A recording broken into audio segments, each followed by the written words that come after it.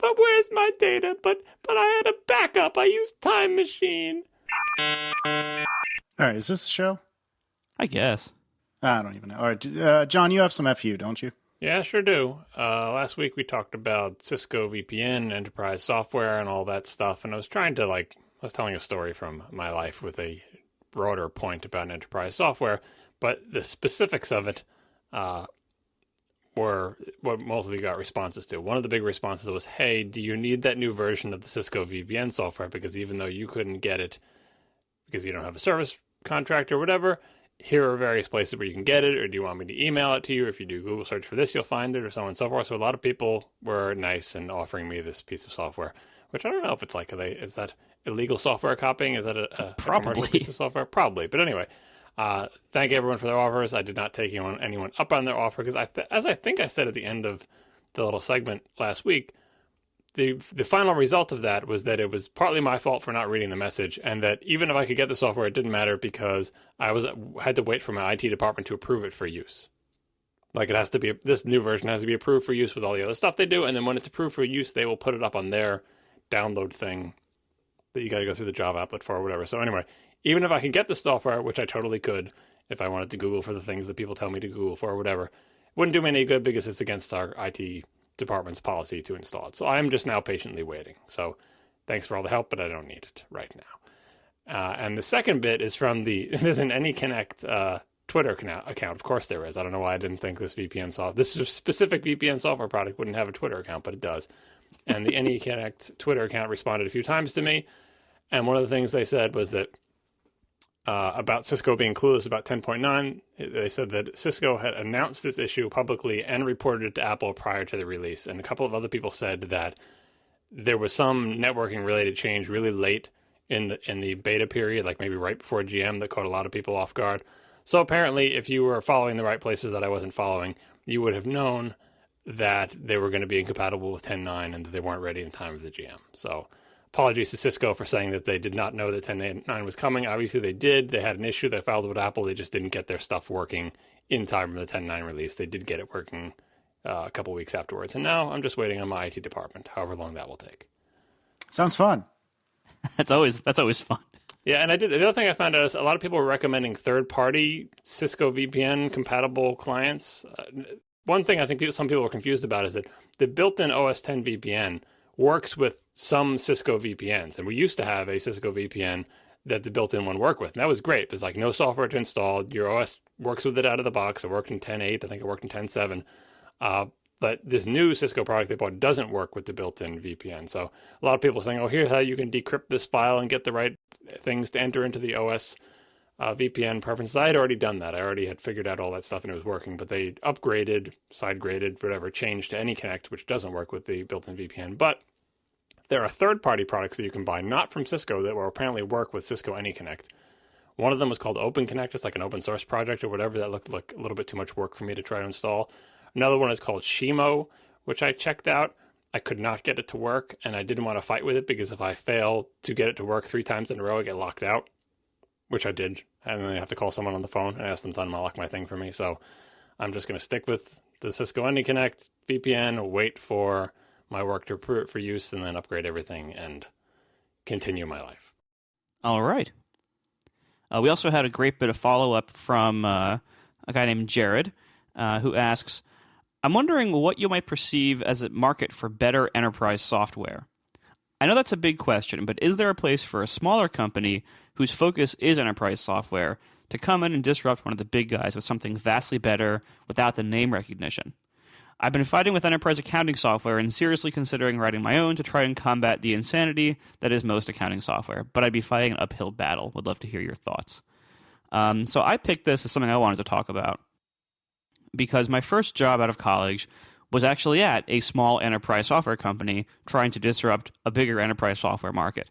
And so I learned a lot there. And most of what I learned was just because I was a smart-ass college kid just out of school and thinking I knew everything entering the workforce. And I was working with a bunch of way smarter people than me who were way better programmers and had much more wisdom accumulated among them. And so I got my butt kicked pretty severely in the best possible way during that first year or two just like learning how to be a real professional software developer instead of just some college kid who knows how to program. Part of that growing up process is that I think every programmer, when they leave college, is very likely to be the kind of person, and I certainly was, who looks at anything else and says, oh, well, that's stupid. Why do they do it that way? Why don't they just do X, Y, Z? Like, you think everything's a simple problem, and you think everyone else is an idiot. And obviously the reason why this sucks is because they're all stupid, and I know better, and I can walk in there and take over, or I would do it better. And so I had a look at this market from that point of view. I'm not saying that's Jared's point of view. It probably isn't. He's probably more experienced than that, but that was certainly my point of view. And I learned kind of the hard way why enterprise software is so hard. And it really is. It's not as simple as, oh, well, crappy programmers write it because they didn't want to work on consumer stuff. It's not that at all.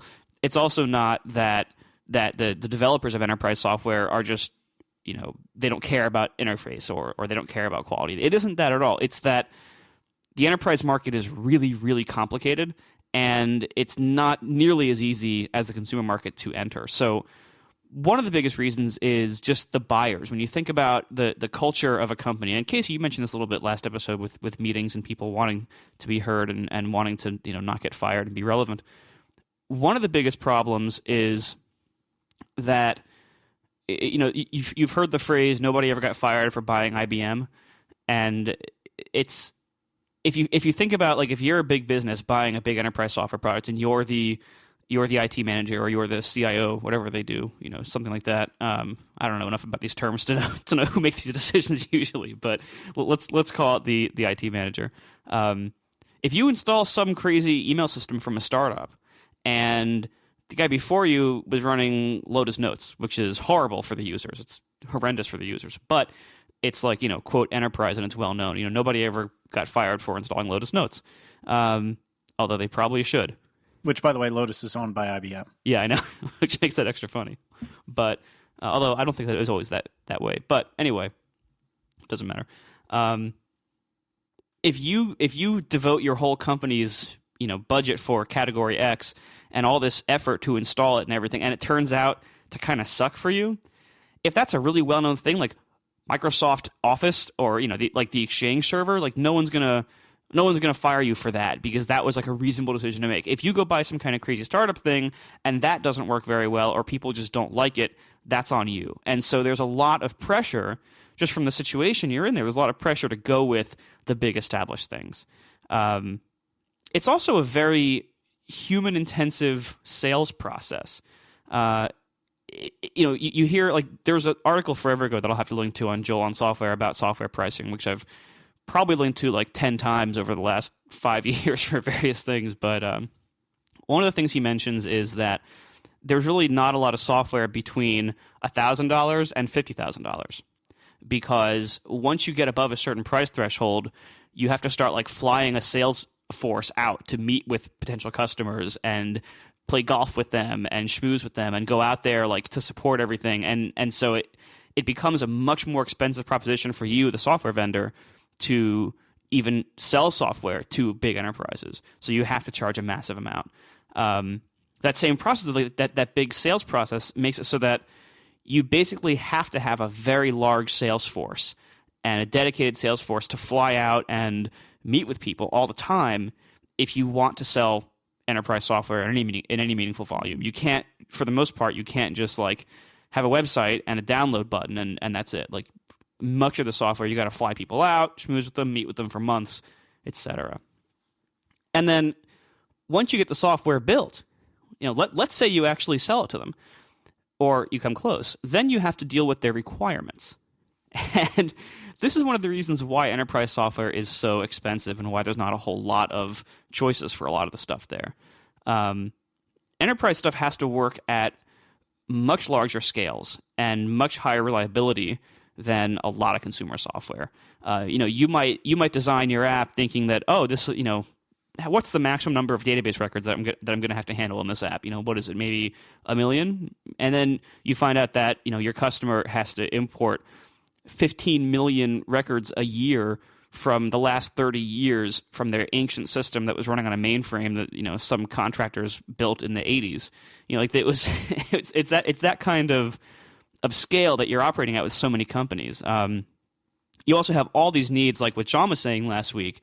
You have security needs, you have regulatory needs, you have logging and auditing and fine-grained access control and groups and permissions and all these things that are so often required by enterprise customers that's consumer stuff doesn't need most of that stuff, or can get away with a smaller scale version of that, or a less official version of things like that. There's also you might have requirements in certain industries about, like, they might want to know how you run your company. They might want to have security audits of your company, quality audits of things, like things like Six Sigma quality certifications, stuff like that. I don't know enough about it to say more of them, but stuff like that. Like they might put the burden on you to say, well, for us to buy your software, we have to have these organizations or regulatory bodies like verify that your company is legit and secure. A lot like PCI compliance in the payment industry, that kind of thing. Yeah, can I interject real quick? Yeah. As somebody who has either worked for big enterprises as a consultant, or I also spent some time at a huge company. It wasn't a software company, but it was a huge company nevertheless. This is absolutely true.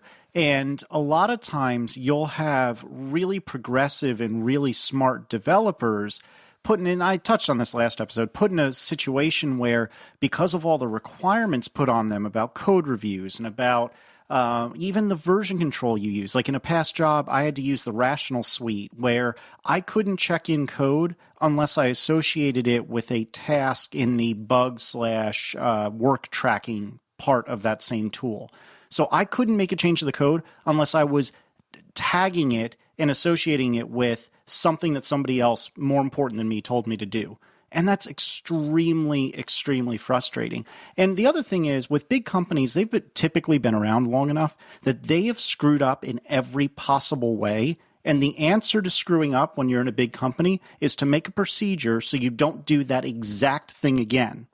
And so now you have 1,000,005 procedures. And Marco, you were touching on this with Six Sigma and blah, blah, blah.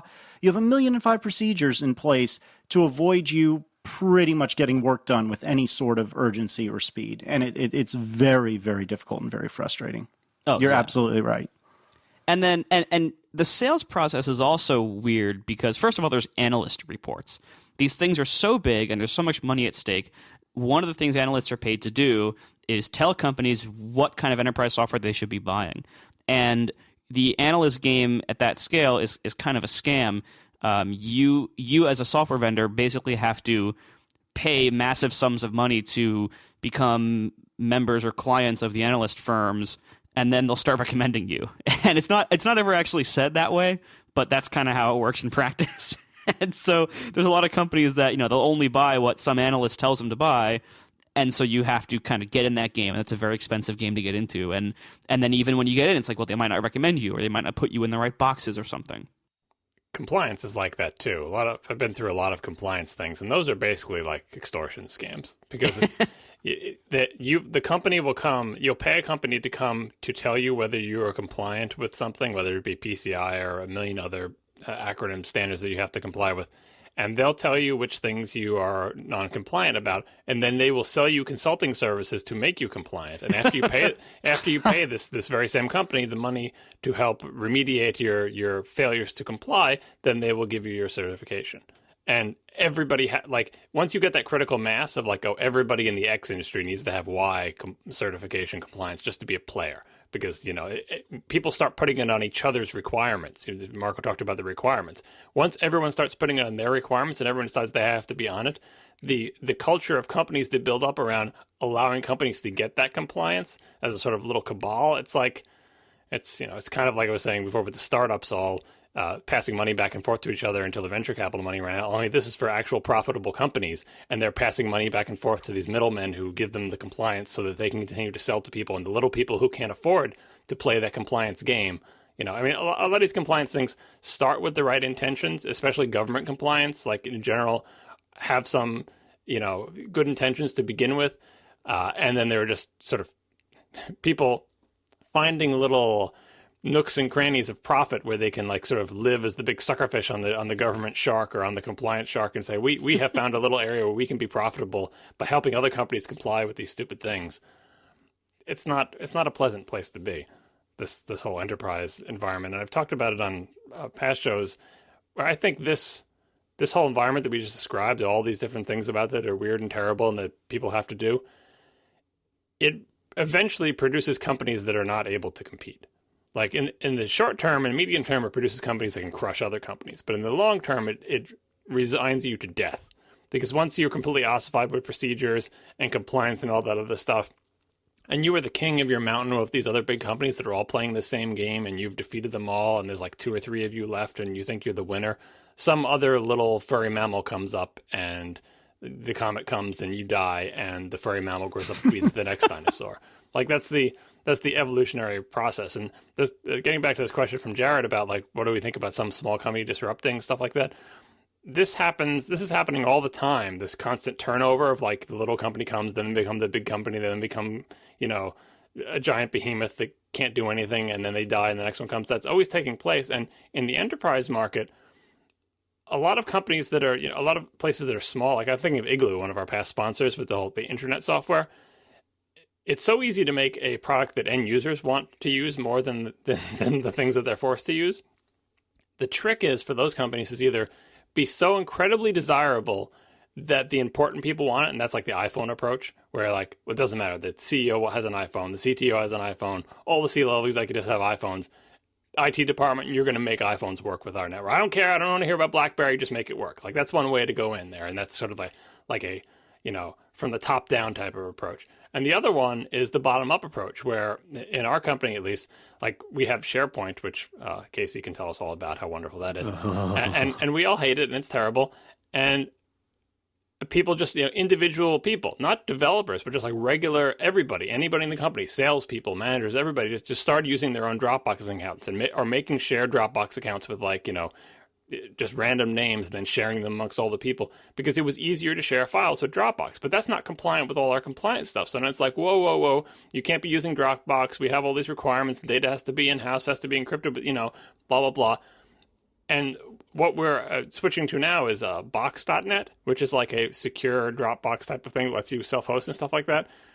That's kind of like the Igloo approach, where you take a product that end users really like, but they may not have like the enough of the requirements to get into an enterprise. And you go from the consumer side and you say, what if we just add just enough features and compliance to get us into not all enterprises, not even the biggest enterprises, but now we're a player in like the small to medium business type of thing where we'll take a product that everybody loves. Like Apple did it itself with the iPhone. Take the iPhone that everybody loves, and don't make it into a BlackBerry, but give it enough enterprise features, like a remote wipe, the little bit of a management service or whatever. So you don't bend over backwards and pervert your product to make it into true enterprise software. You merely take a really desirable product that consumers love, and you do what it takes to get in the door. And that's a bottom-up type approach. And there's a new Dropbox for Business announcement as well. So now like everyone's kind of doing that, where you can get into the enterprise without the fleet of salespeople and without being like, we'll do anything for you and the big support contracts and stuff like that, by just taking a successful consumer product that people are using anyway, sort of on the sly or illegally, quote unquote,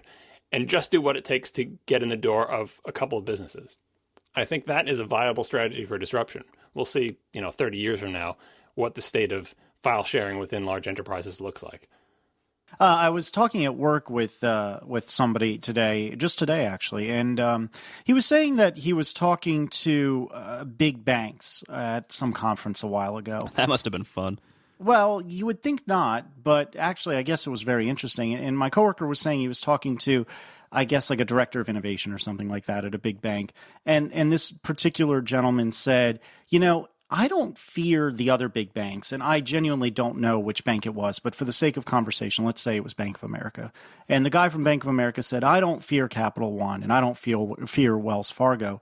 You know who I fear? The little startups, because they can move so much faster than we can, and there's nothing I can do about that. And that makes me think of, say, Square. And Square is never going to replace a Bank of America, but Square is my go-to mechanism for giving money to friends in sums more than like $10 or whatever I would have in my wallet. And if I have to pay a friend that I don't see on a regular basis because he did me a favor or I bought something from them secondhand or whatever the case may be, you know what I do? I use Square Cash. And it's that sort of disruption. I hate to use that word. I'm probably misusing it, but that sort of air quote disruption that I think is scary. And I think Jared's spot on in saying, you know, maybe that's possible. And if you make a great product, it could happen.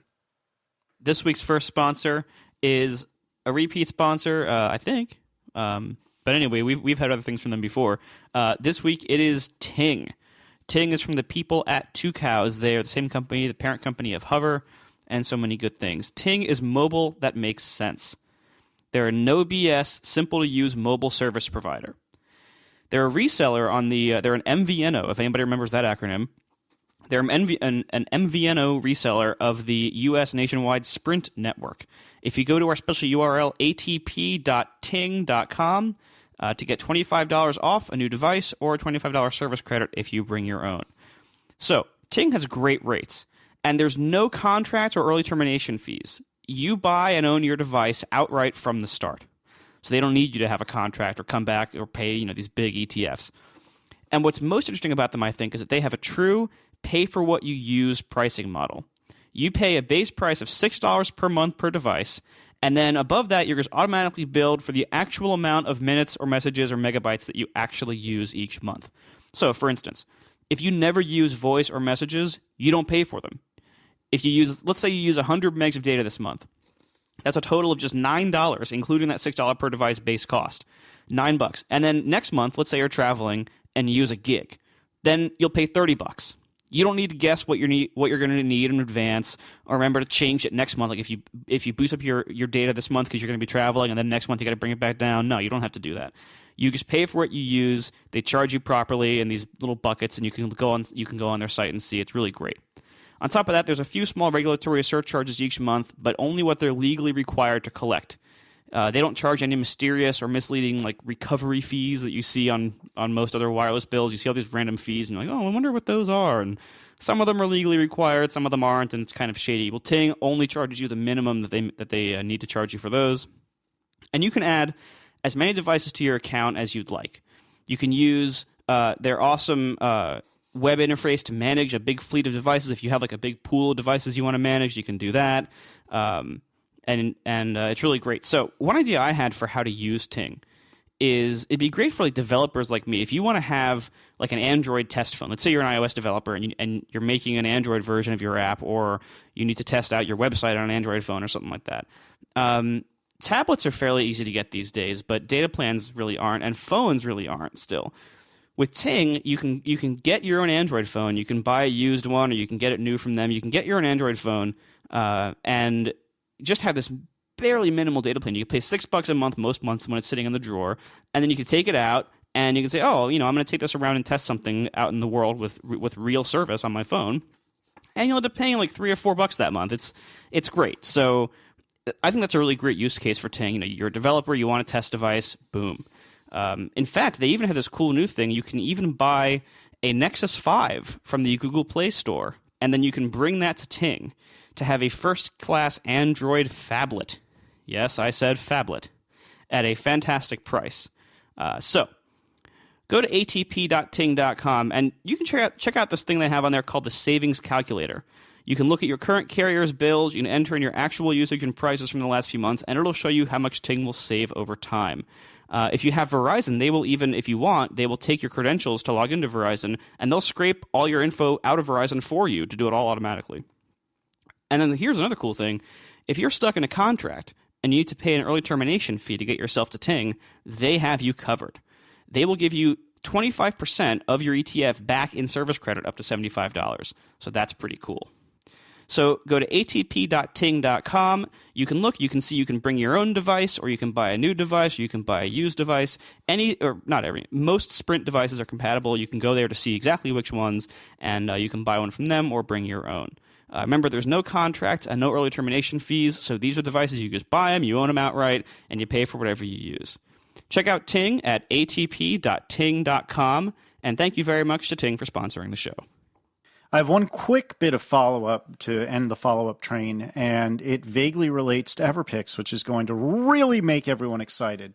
The two Windows Phone users came out of the woodwork over the last week to complain about the fact that I called it Windows Phone Series 7 Mobile Series Phone, Metro, not Metro phone. And I think to that be was honest, fair. to be honest, I mean, I think they're right. And I got some tweets from Arby and an email from Chris M, where they took issue with what I was saying, and to some degree, I think they were right. And so let me read a quote from this email, which I never actually got blessing to read from, but whatever. They were talking about, among other things, that, and we saw this from other people as well, that SkyDrive apparently is kind of Everpix for Windows Phone pictures. And so this is Chris who emailed me. When I jumped from iOS to Windows Phone because it was just too gaudy in 2010, I got something very, very nice: indefinite photo backups. I just looked at my SkyDrive and saw that I've got 8,581 photos backed up. That's many photos I've taken for just over 3 years on my phone. That whole Everpix debacle, that whole does or doesn't iCloud back up more than 1,000 photos, we don't have that problem, all 4% of us. And so it is worth noting that this is a really cool thing, and I didn't look into it any more than these emails and tweets that we got, but that's what I wanted from Apple, and it seems that Microsoft can do it, and perhaps they can do it because they have 4% of the users, like Chris said, but it is very compelling, and it is very interesting, and I should give Microsoft some credit for that. So my apologies to the Windows Phone users of the world, and I appreciate you guys pointing that out. The thing about all these, though, is that even though it seems like they're being magnanimous and doing this out of the goodness of their heart to help you keep your photos safe and maybe make you more satisfied with your Windows Phone or your Google Phone or whatever, it is also a form of platform lock-in because say every one of these, say Microsoft, Google, and Apple all protect all your photos forever. Which one of those companies, if any, gives you a way to switch platforms? Say, I've decided I don't like Windows Phone anymore. Now I'm going to try an Android phone. I'm going to try Google Nexus, whatever number they're up to. And then you think, oh, hey, wait a second. All my pictures are on Microsoft SkyDrive. When I buy my new Google phone and set it up, where are all my pictures going to be? How am I going to see them? Is Microsoft going to bend over backwards to say, oh, it's easy, you can just export all your photos here and put them in there? Do you assume that all the photos in your SkyDrive also exist on your local disk because they're mirror Dropbox style? Or do you have backups of them? Like this siloing effect, I mean, it's good for all the individual companies. And I would think out of all the companies, Google is the most likely to give you a way to get your data out because they're pretty good thus far about giving you some sort of gigantic, give me my data out in a non-proprietary format. But certainly Apple is not good about that, and I imagine Microsoft would not be either. So that's something we didn't even talk about last time. Like, assume we snap our fingers and everybody provides a way to protect all our data, including our photos forever up in the cloud and blah, blah, blah. Now we're all locked in even further to the platforms they were using, probably. Yeah, that's one of the reasons why I think it's wise when you're looking at how you're going to do something like this. It's wise to break that hard link with one of these major platform vendors who's going to have all these different, strategy barriers they're going to probably erect. And I think it's better to go with something either self-managed, where it's on all your stuff, like a hard drive and transporter and Dropbox, stuff like that, or go with something like Everpix, which is a service that is kind of neutral and unlikely to be bought. Well, actually, I guess. Sorry, I can't really say that. If Everpix had stayed in business, fine. But then once they get acquired, kind of like how Facebook's always snapping right. out. Facebook bought Instagram and everything. You thought you were using this independent service, and now it's part of the Facebook empire. Like, that's just something you have to watch for. Like we said in the last thing, none of these things are going to be your solution forever. It's your responsibility to have all these different things, and then with one of them goes away, gets acquired, starts behaving in a way you don't like or whatever, then you swap it out for what you are. Like, you're never going to be all set forever. You're always going to have to keep an eye on these things and decide when some service or vendor is now crossed the line into something you don't like, and then you got to switch. Exactly. So totally changing topics. John, I assume you have been following the reviews of the PS4 and Xbone. I haven't even actually read any of the reviews, but I've read so much about both of them beforehand. It's almost like now that people actually have them, what are they going to say that I didn't already know about it? But the one thing that we all didn't know about any of these things is how many people are going to buy them. And now for the PS4, at the very least, we do have sales numbers proudly announced by Sony itself. They said that they sold 1 million of these in the first 24 hours in North America alone. And that doesn't sound like a lot compared to how many iPhones sell in the first day. It was like 9 million that first weekend or something for the 5S. But in the world of game consoles, I put a link into this Economist story, which I think had some nice graphs about it, or some interesting graphs anyway. But in the world of game consoles, those numbers are actually pretty good. The PlayStation 4 sold more consoles in its first 24 hours than any other previous console sold in, I think, its first week, or maybe its first month. It's really big opening day numbers. And the reason I bring this up is because we had a conversation about Nintendo, I don't know, a couple months ago when everyone was talking about Nintendo. I did this post on Hypercritical, Nintendo in Crisis. We should put that in the show notes.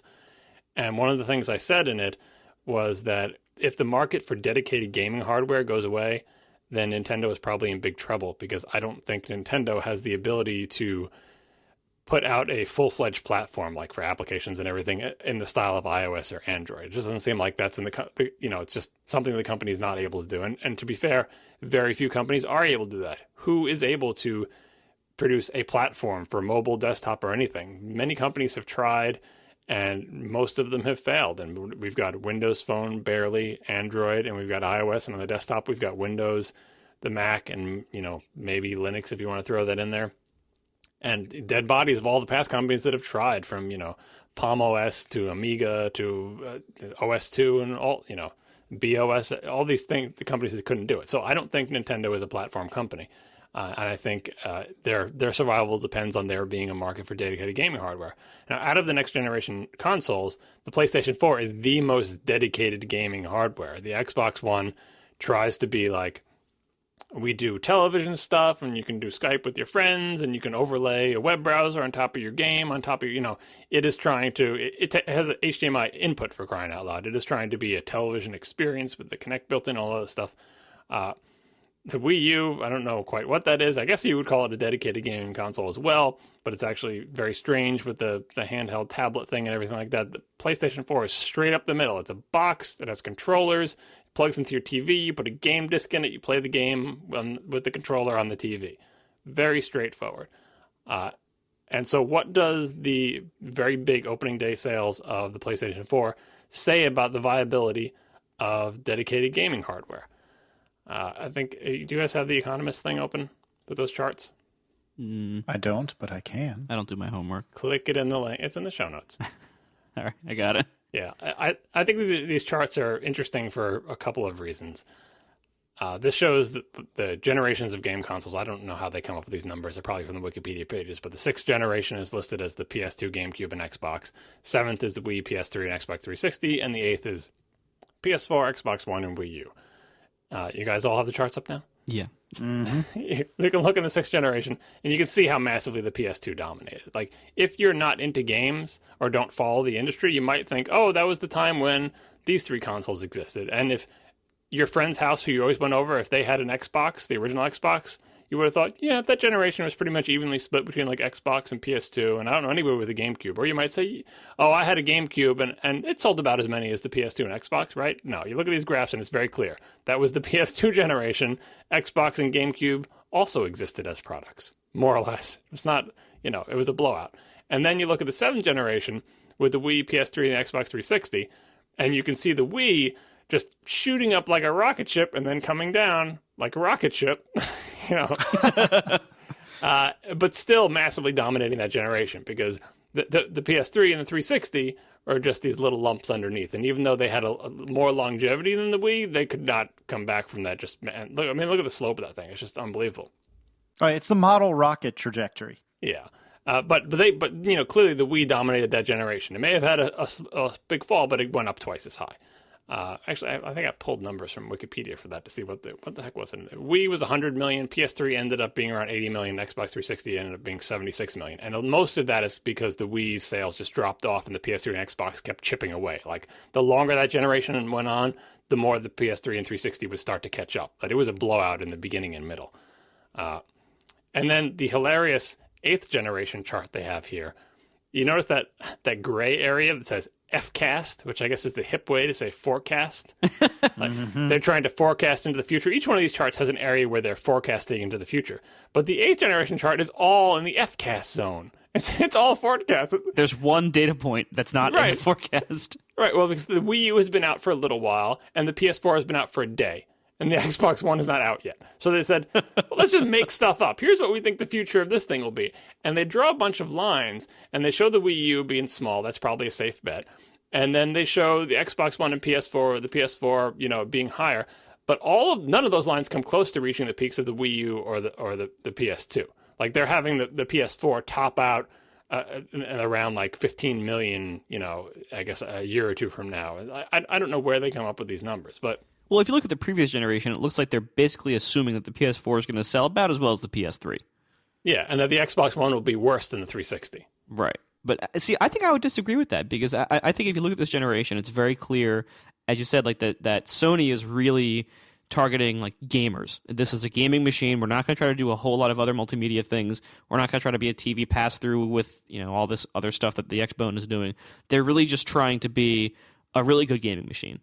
And so I think they're probably going to do a lot better this time than Microsoft will, and I think they're probably going to sell a lot more units than what's in this FCast zone in this graph. Yeah, and I said on a past podcast that I think when I was on Talk Show talking about this with Gruber, that that my premise, like, Nintendo better hope that there's a market for dedicated gaming hardware, because they can't. They're doomed if there's not, because they can't do anything but dedicated gaming hardware.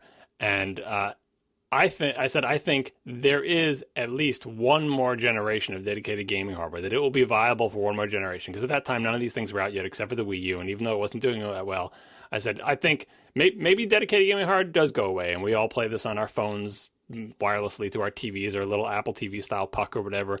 But not this generation. We got at least one more generation of what we know as actual game consoles, whether they have fancy other functionality as well. And the reason I think that is because the last console generation was like 7 to 8 years long, which is pretty long for a console generation, especially at the pace things develop in the electronics industry these days. Yeah. And so there's a whole generation of kids who grew up with these consoles who have never seen a new console launch. Like, they started playing when they were 7, 8, or 9 years old, and now they're like a teenager entering college, or maybe they're in their early to mid 20s or something. They've grown up their entire life with just one game console, or like one generation of game consoles. They're at that age where they have a job, they don't have anything else to spend it on except for, like, entertainment, going to the movies, buying video games, and buying game consoles, going out. Like, they don't have a mortgage or family or whatever. These people are absolutely positively ready to experience the thrill and excitement that people my age have experienced many times over of a new game console generation. And maybe they heard from the old fogies like us, like, oh, when the Nintendo 64 came out and Mario 64 blew our mind, and oh, the SNES, it was so amazing, I got to play JRPGs, and, like, they've never had that. Their whole life has just been this. Imagine if your whole life, like the computer that you played with when you were 8, you were still playing with that same computer when you were 16. That feels like just way longer, from the ages of 8 to 16 than, the same 8 years for an adult. They are ready to buy, and it did not surprise me that 1 million of them went out and bought the PS4 on day one, because these people have played with the PS3 and maybe their older brother's PS2, and maybe they even went back to the PS1, but they have never been through a console launch. So boom, 1 million out the door. And I think the Xbox One launch will also go pretty well. So far so good for the idea of there being a viable market for dedicated gaming hardware. But I'm not sure that these 1 million buyers who bought on day one represent anything more than the most enthusiastic gamers. I'm not sure that they, like, if you look at these graphs, is it going to be something more like the Wii graph where it goes up really steeply and then it takes a turn? I don't know if this kind of sales pace can be sustained. I think the PS4 is a great product, and I think that at the very least, everybody who bought a 360 or a PS3 would be perfectly satisfied with a PS4 or Xbox One. I'm just not sure how many of them think that this is something that they need to go out and buy. So I'm keeping my eye on this to see, not just like, oh, great opening day sales. Like, if it was a negative result, like if no one went out and bought it on day one, that would be a terrible, terrible sign. But having it be such an overwhelmingly positive result, like, wow, biggest first day sales of a new console ever in the history of anything, that is merely neutral, I think.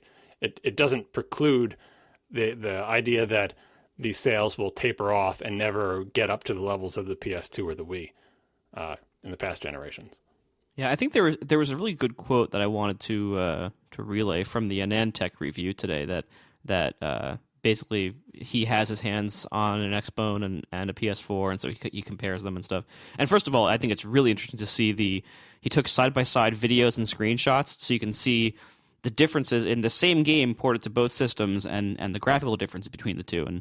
And man, to my eye, the PS4 version looks way better. But on the very last page, he says, being an early adopter of a next-gen console is rarely a fun thing.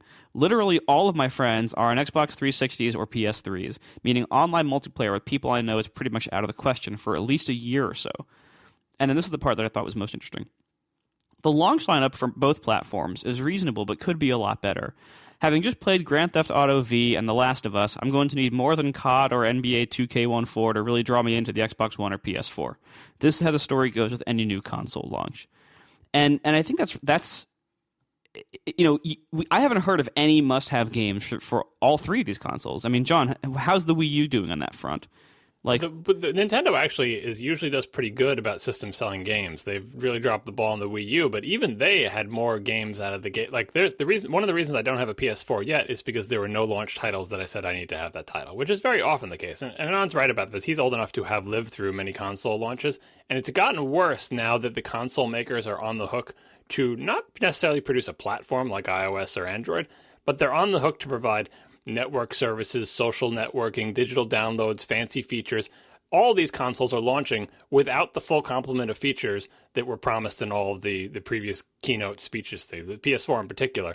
And all of them, even if they did launch with all the features, they won't work for months or years. Like, this is the long game. It's not like an iPad where Apple releases a new iPad and it better be damn good because next year another one's coming out. There's not going to be another console for like 6, 7, 8 years, maybe longer. This is a long game for these guys. And out of the gate, their software platforms suck. They don't have the features that they want. They don't work right. The ones that are there, like all these things that the hardware is capable of, it just, like, the PS4 doesn't even have a standby mode, like where you don't have to turn the thing entirely off. You got to turn it totally off, and then it's got to boot totally up, which is like, it's like, didn't you have all these presentations saying, oh, the PS4 is going to have an auxiliary chip to keep it on and do all this stuff? No, it doesn't do any of that stuff out of the gate. So anybody who's buying this console stuff, especially if you were an early adopter of the PS3 or the 360, is used to this now, because when the PS3 launched, the software was horrendous. Like, you couldn't even download games in the background. And the 360 has gone through many major revisions. So all the people buying this, I think, especially on day one, they realize, I'm getting a day one console. It's going to be a piece of crap. It's not going to work right. But this exact same hardware 3-4 years from now, boy, it'll really be singing. They won't have to do any upgrades. They won't have to buy a new video card. They won't have to do anything except for apply software updates, which presumably will come down faster. And the people using the PS4 have said, thank God it downloads software updates much better than it used to. All that being said, like you were getting at before, the main thing about this is, okay, fine. It's going to be buggy. It's going to have maybe missing features that I was promised. I'm assuming they'll come later.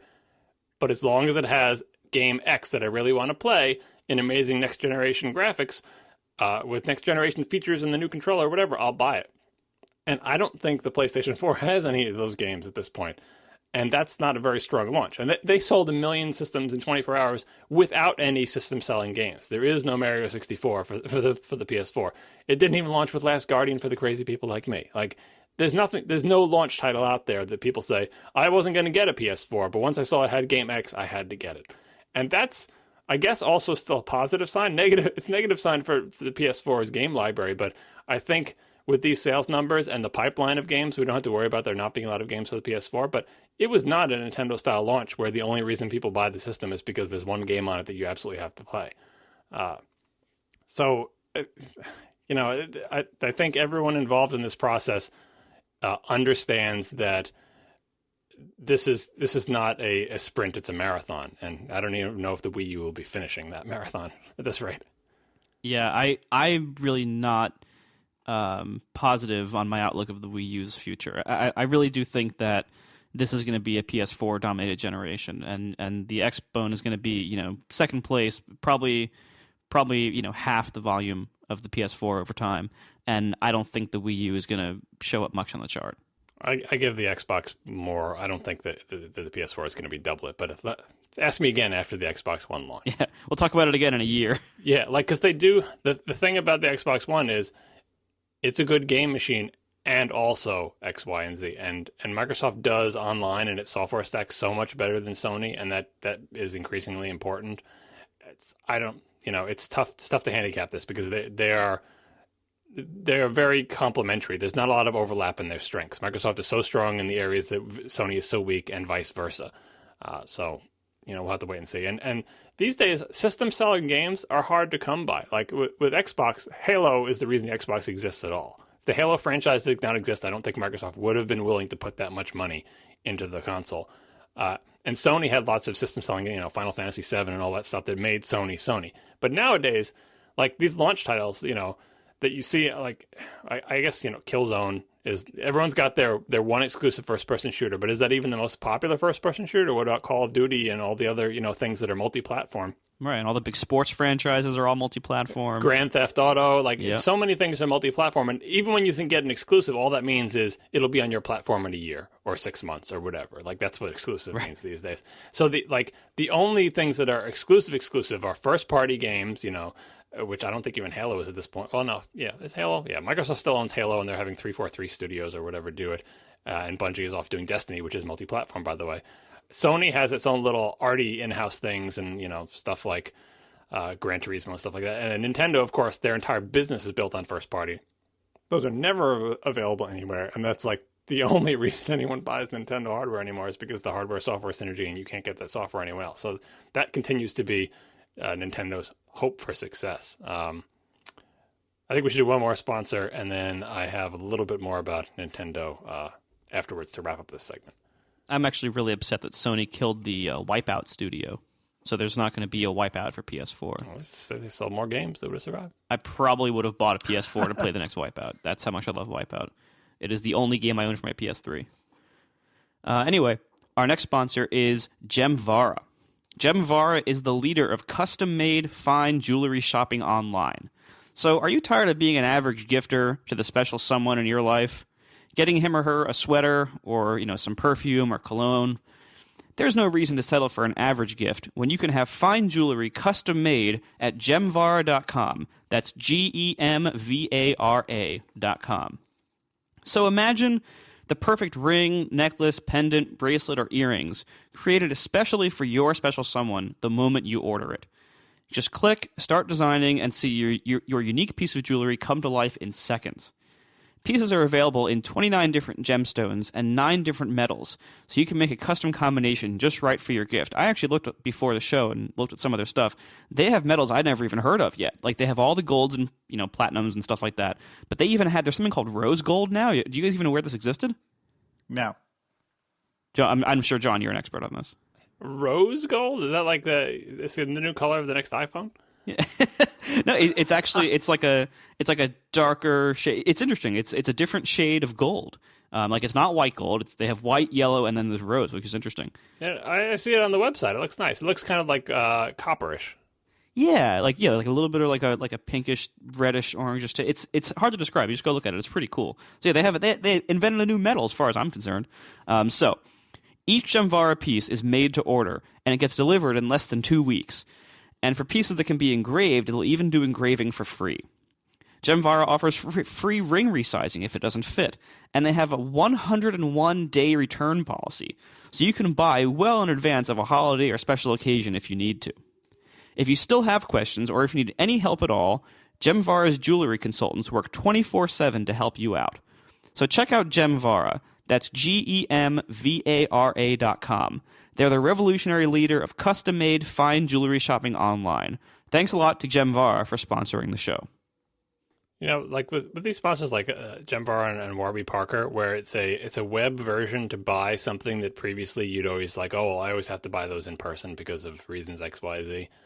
I'm like fast forwarding 50 years in the future, and instead of just having a website where you can build your own custom ring out of pick this, pick the gem, pick the accent thing, pick the metal color, pick the design, and sort of building your own thing, I guess this gets into sci-fi territory where it's why can't I just 3D print anything that I want? And I'll just go to a website and the replicator machine will make me, tea or Earl Grey hot or whatever it is that I ask for. And we're creeping up on that. And I think that sales process of sitting in front of your computer and clicking a bunch of buttons and seeing some nicely rendered graphics update with the thing it is that you are potentially manufacturing or having manufactured on your behalf is so much nicer than driving to a store and, talking to salespeople and going from store to store and sitting in traffic. Just sitting at a website and clicking buttons until you get what you want is much nicer. And so we're creeping up on the replicator machines a little. There may be a web interface instead of a voice interface and a box in the wall. Awesome. All right, John, you said you had some more stuff about video games. Yeah, one final bit on Nintendo and their prospects. There was some rumors. There's always rumors about Nintendo, and I don't know how founded these are, but it just made me think of this. The rumors were like, Nintendo making an Android tablet or whatever. I think these have been going around for months and months. What? They're resurfacing. Yeah, that's ridiculous. Right? And everyone always wants to hear, Nintendo's making apps for iOS. Nintendo's going to do this for Android. Like all these things that they think, Nintendo's problem is that they're not a real platform, and they don't have one, and they can't make one. Therefore, they have to join one, instead of doing their own thing. And the reason I bring this up is because there is an aspect of it that can make the people who wrote those stories claim victory later. Like, it's not as crazy as it sounds, because Nintendo devices do need some kind of operating system, these days, because it's not just you stick a cartridge in like a Nintendo and it just plays the cartridge. They do other things. There is sort of like an OS type layer. And if Nintendo decides that it's easier or better to use Android as its OS instead of whatever the heck they're using now as their sort of embedded OS, and they're sick of maintaining it and developing it, and they just want to base it on Android, that's fine. But that is an entirely separate question from whether or not their devices will suddenly become quote-unquote Android devices, where you'll be able to run Android apps. They'll be part of the Android ecosystem, even to the degree that the Kindles are. Like, the Kindles are Android in name only, barely, but they can run applications that are built for Android or close to it, right? They're not entirely walled off. And my take on this is, for all we know, for all the average person knows, I know better and most gamers do as well, but for all the average person knows, the Wii U and the 3DS could be running Android right now. It would make no difference to them, because what OS it runs under the covers has no bearing on what it feels like to use the device. You know what I mean? And actually, when I was trying to look this up, I'm like, what OS do those things run? I was reminded that the Wii, not the Wii U, but the Wii runs something called iOS, with a capital I in front of the OS. And I think it predate the iPhone? Maybe it does. Is it a Cisco router? Yeah, that's the other iOS, right? It's the same type of thing. It's their firmware. It's not the OS, but it's like the firmware that controls I/O and stuff like that. I just thought that was funny. But anyway, the rumors of Nintendo Android stuff, keep that in mind. Because if someday down the road someone says, oh my God, confirmed, Nintendo is going to Android, I don't think it's outside the realm of possibility for them to use Android as part of building their products, but I don't think they would ever say the word Android, and I don't think you would ever know they were using Android under the covers. It would have nothing to do with their actual business strategy, and it would have everything to do with just internal implementation details of their software stack. Right, and they probably wouldn't be selling their games on the Android marketplace. No. That's a whole different thing, and that's something else that people want. But, I say don't get too tied up into what people are using under the covers. Like, oh my God, Google is moving to Linux. I hear Android is based on Linux. Don't tell anybody. Or they're going to use Java, but they call it Dalvik. These are all implementation details that have little to do with their business strategies. So I got a Retina iPad Mini, and I'm very excited about it. It has terrible burn-in or image retention or whatever you call it, image retention. And I'm choosing not to care because I'm not Marco. Wait, hold on. To be fair, I have also chosen not to care because I went to the mall and waited in the Apple Store for 40 minutes for them to get to me, even though it was 10 in the morning. I even took a picture to show how empty the store was. Like, there was very few people there. But I waited for 40 minutes, plus the trip to the mall. Overall, I spent an hour and a half of my life trading in my old iPad or trading in the one I just bought with this image retention problem for another one that also has an image retention problem. And it was the only one they had in stock. And I'm like, you know what? I'll just take this. I'm going to choose not to care anymore. Have you found a way to get the screen manufacturer out of the firmware with some crazy thing yet, or no? No, I wasn't able to. I mean, nobody told me anything, and I didn't really poke around. I've chosen to not care because in day-to-day use, you don't really notice it. The image retention in general on LCDs, it can be very noticeable when it gets really bad. It can be like, you'll still see like the Safari address bar when you move away from Safari, because that's like an element that's always there. in reality, on the minis, I don't think it's bad enough to cause that for most people. Certainly, if you do exactly the right, like if you're in one app that has this interface element on it for 5-10 minutes, and then you switch to an all white screen, like you'd probably see that. But in reality, that doesn't come up very often for me, and I think for most people. I saw it all the time on some of the first gen 15-inch Retina MacBook Pros, the ones with the bad screens. And I don't know if there's something about the Mac, like having a windowed environment where certain elements like the dock or the menu bar or a text window that's in the background, and then you switch to another app that has a bunch of empty documents and you see the text from the previous text window. I would not be able to have stood that. I'm assuming, like, you tested the ones in the Apple Store, right? You were taking pictures, like, look at these demo units. They totally don't have any image retention whatsoever. I ended up testing all 4 that they had on the iPad table. All 4 of them passed the test. None of them had any retention at all. However, they were also all 4 Wi-Fi models. I'm hearing mostly from people who are saying that their LTE ones have the problem. And so it really does seem like the LTE ones were made in smaller quantities. Maybe they had to get a lot of them out in time, and maybe they either there's a bad batch of screens in the first big chunk of the LTE ones they manufactured, or they just have to get so many of them out on time that they lowered their standards for the LTE ones. Either way, it kind of sucks, but it's also not that unusual. Like, people were saying, I've had tons of people run the test on the first gen iPad mini, and it's way worse, and it's like more around the edges, but it has way worse retention. The iPad 2 had way worse retention. So this actually is not like a totally unique thing to just the new mini. It's actually common in a lot of products that we've never noticed before, so it's not that big of a deal. I think other people have made a much bigger deal out of it than I would and wanted to. Well, on the Retina MacBook Pros, though, wasn't it like they had like screens? Chat room will tell me if I'm getting wrong, but it was like from LG and Samsung, and like the LG ones had it much worse than the Samsung screens. Yeah, and I actually have one of the bad ones, which is why I made that test a year ago in the first place. That's the whole reason I made that test, was because I've read about that on a forum, and I'm like, I wonder how mine is, and I made that little test to test it, and mine failed. But what you're describing with, like, being able to like see it in regular use, I've never had that problem with this, so maybe mine is not as bad as the worst. But whatever brand it was that was the bad screen, I do have that brand of screen in the MacBook Pro, because you can tell in software.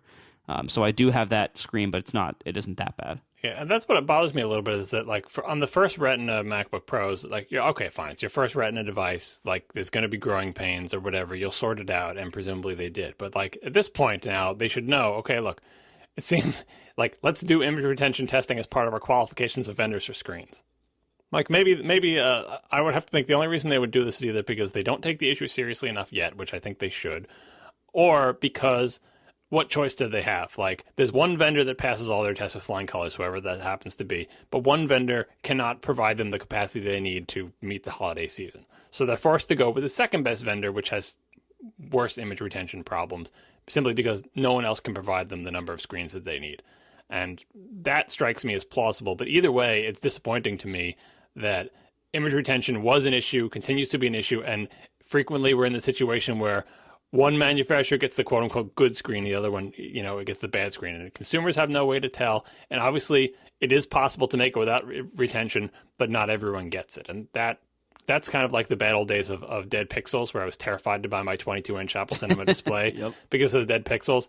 And sure enough, I had like 3 dead pixels, which was not within the replacement threshold. And I just had to spend, 3 years consciously not looking at the one pixel that was stuck on white and the one pixel that was stuck on red. And I knew exactly where they are, and I could picture them in my mind right now and point you to them exactly where they are on the screen. Like, that bothers me. Obviously, it bothers me way more than it bothers normal people. I understand that. But Apple needs to get on the ball with that, because I forgive them their first generation product, maybe their second generation, but at this point they need to make it like, they need to just say, look, this is our same way they do with color gamut and like viewing angles and stuff. They just have to draw a hard line if they possibly can and say, this image retention stuff has to stop. I'm sure it's very similar to the dead pixel thing, where like it's not that they will tolerate no image retention. It's that they have some kind of threshold, and And I mean, these days, dead pixels, I think they don't. I don't think I've ever seen a dead pixel on an Apple device. Yeah, no, we've come out of the dead pixel. Like at this point, I think if you had even a single one, you could probably get a replacement. But there were years where they had, if it's three within 3 inches of each other or whatever. But the thing about the image retention is there's like the good manufacturer and the bad one. It's like, no, why can't they all be the good one? I will accept it. Like this is the best we can do. But obviously, these one vendor can do way better than the other one, and I have to think it's just because that one vendor can't make enough screens. But I wish that one vendor would buy the other one.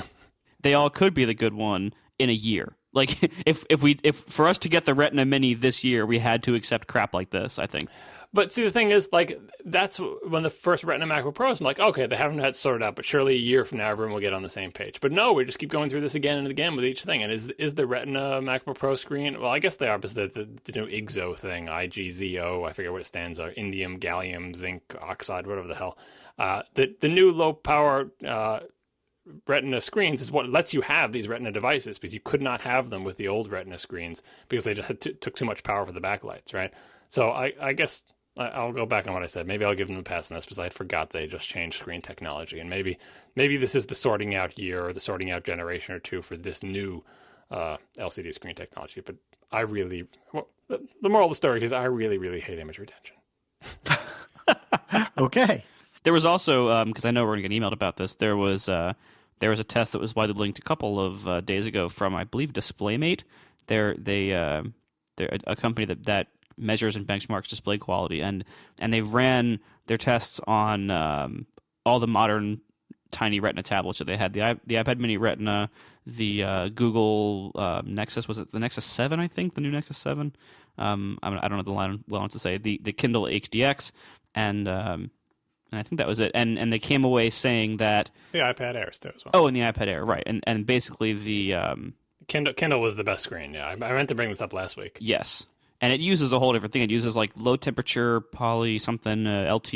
Yeah, and Apple couldn't. That's not an option for Apple because they sell too many units. Right, and that's the problem. Like you can make a tablet with a better display, but you probably can't make it at Apple's volume. And that's the problem they face with a lot of these component decisions. Like they never used OLED, and there's a few like there's things like that, like things that they can't really use because of yield issues, that they just have to make so many of these things. That being said, though. I am a little disappointed. Like seeing that test result, seeing like the color gamut kind of sucks on the Mini too. Like it's the iPad Air display has a much better color gamut. The Mini has, especially like in the red, it's like a little bit muted and a little bit inaccurate. And that I think was disappointing to see. That being said, again, in regular usage, I haven't noticed it at all, and I probably never will. Yeah, Apple has to be on the cutting edge, but they can't be on the cutting edge. When your volumes are low, like Amazon, or lower anyway, you can afford to be on that super. Like Apple could have gone IGZO displays. I don't even know if that's how people pronounce it. I don't feel like saying the letters every time. But anyway, those are out like a year ago. Like it's not like they didn't exist. It's just that they're too new. No one can make them in big enough volume. So Apple can't ever be on the cutting edge. They have to wait until. And I think they're barely making it. Into like, can we have enough of these IGZO screens to support our holiday product line this year? I think they barely scraped by with that. So the low temperature polysilicon stuff was just like, maybe next year, right? And then same, OLED existed forever, but there's been no OLEDs that have satisfied all of Apple's requirements, for power, viewing angle, color gamut, longevity, all that stuff. I mean, it's the same reason they had 7-inch tablets. They were Retina years ago from companies other than Apple. It's like, why can't Apple be Retina? Because they couldn't, they can't go until that's the price of being as big as Apple is. They can push the cutting edge, and they can be like the first one to have really high volume with this great technology, but they can't be the very, very first anymore unless they do something like they seem to be doing with that big quartz factory in Arizona or whatever, where nobody has the capacity to make quartz coated glass screens or whatever. We're going to be the only company in the world that has that capacity. We're going to pay $500 million to make our own factory that we don't own, but we paid for most of it, and they will exclusively build stuff for us. And that's how we will get the advanced new technology and get it in the volumes we need before anyone else. But that's pretty much their only road to being on the very, very cutting edge as compared to companies that sell in lower volumes. Someone says, I mean sapphire instead of quartz. Maybe I do mean sapphire instead of quartz. I don't know. It's that thing in Arizona. I don't remember. Yeah, it's sapphire. So anyway, Casey, what do you think about the Mini? I'm sorry, are we still here? Is this the show? So the Mini, I like it quite a bit. So I still have my iPhone 5S. I had an iPad 3rd gen, so the first of the Retina iPads.